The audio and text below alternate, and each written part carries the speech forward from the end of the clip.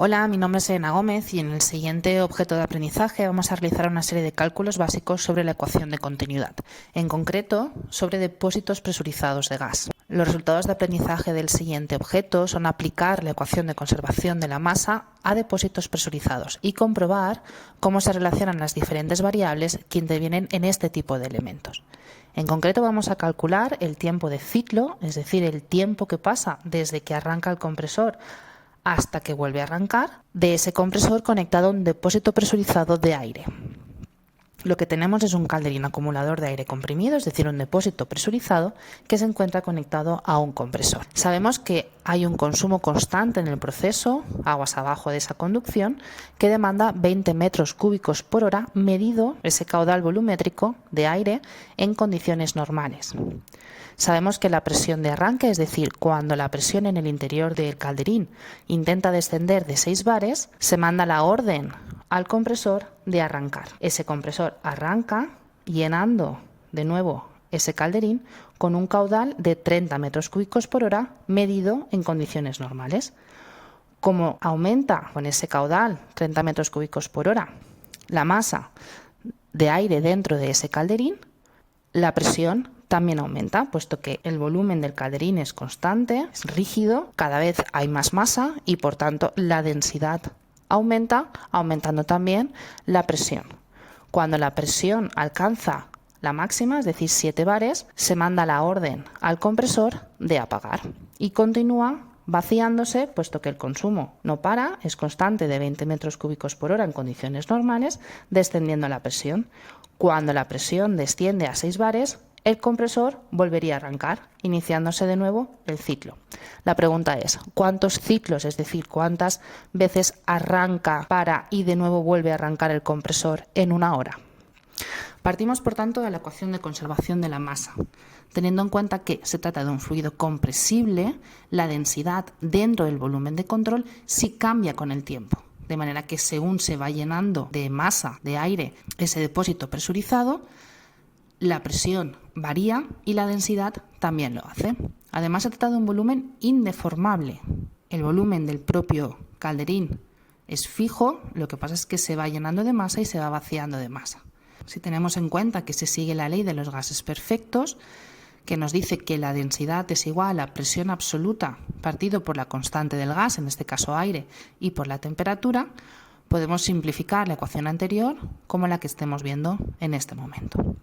De manera que el volumen partido por la constante del gas y por la temperatura, que son constantes, que son fijos, por la variación de la presión absoluta en función del tiempo, será igual al gasto másico de que entra menos el gasto másico que sale. Es decir, si entra más masa de la que sale, aumentará la presión. Si sale más masa que la que entra, disminuirá la presión. Tenemos una entrada y una salida. La entrada es la cantidad de masa que nos está aportando el compresor. La salida es el consumo constante de esos 20 metros cúbicos por hora medido en condiciones normales.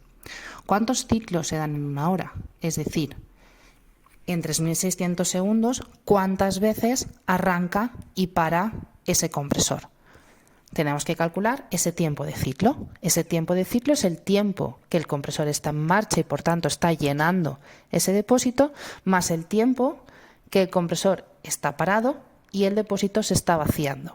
¿Hasta qué? Hasta que se alcance la presión de nuevo de arranque y por tanto vuelva a arrancar el compresor. Tenemos por tanto dos fases diferenciadas. Una fase de llenado en la que el compresor está en marcha y una fase de vaciado en la que el compresor está parado y por tanto el calderín se está vaciando. Sabemos que el gasto másico es igual al caudal volumétrico por la densidad. Esos gastos másicos de entrada y de salida los podemos calcular puesto que conocemos el caudal volumétrico que está entrando y saliendo, pero está medido en condiciones normales.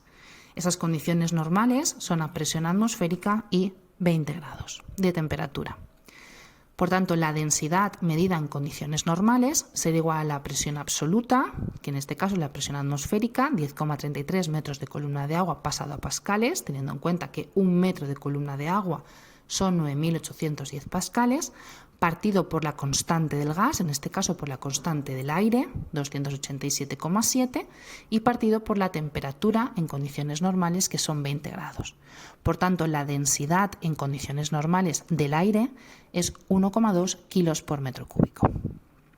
En el caso del caudal másico de entrada, serán esos 30 metros cúbicos por hora, en el sistema internacional, metros cúbicos por segundo, por la densidad medida en condiciones normales. Es decir, tenemos un gasto másico de entrada que nos está aportando el compresor de 0,01 kilos por segundo de aire. ¿Cuál es el gasto másico de salida? Pues el caudal volumétrico en la salida, 20 metros cúbicos por hora, la densidad en condiciones normales. Es decir, tenemos un gasto másico de salida de 0,0067 kilos por segundo.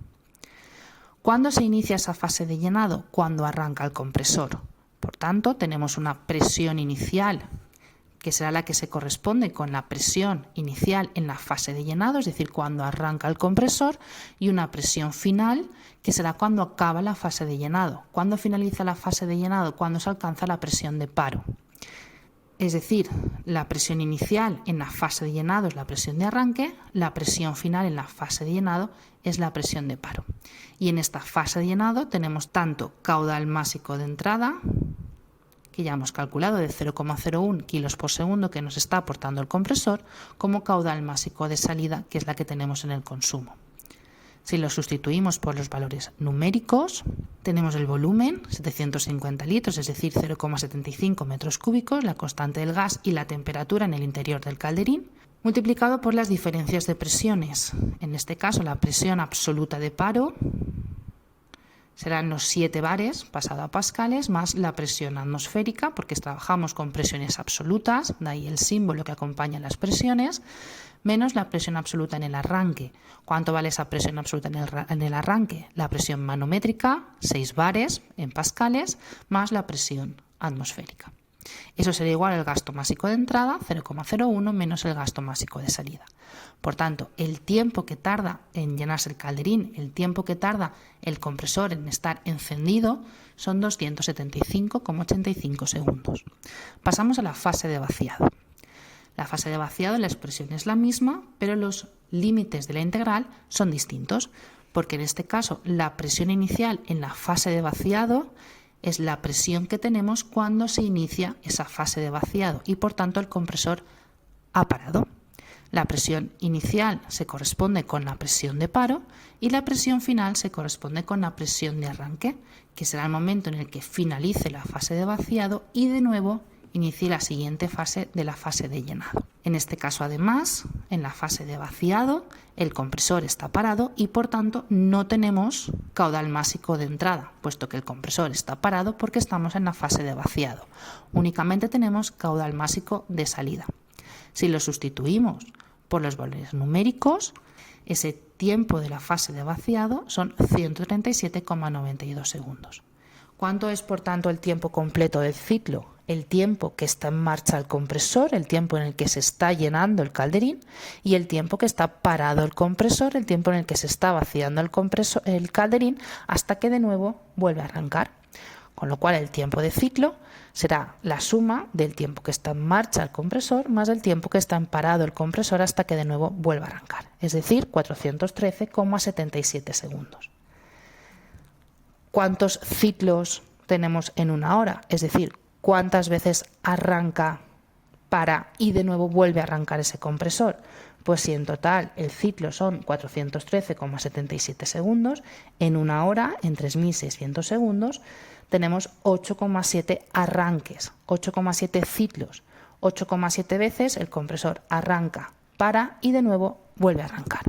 Este tiempo de ciclo es importante tenerlo limitado, puesto que no queremos que el compresor esté arrancando y parando continuamente. Por tanto, a lo largo de este objeto hemos aplicado la ecuación de conservación de la masa a depósitos presurizados, en este caso a calderines acumuladores de aire, y hemos calculado el funcionamiento de ese calderín acumulador que se encuentra conectado a un compresor, controlando el número de arranques y paradas que va a sufrir ese compresor en una hora.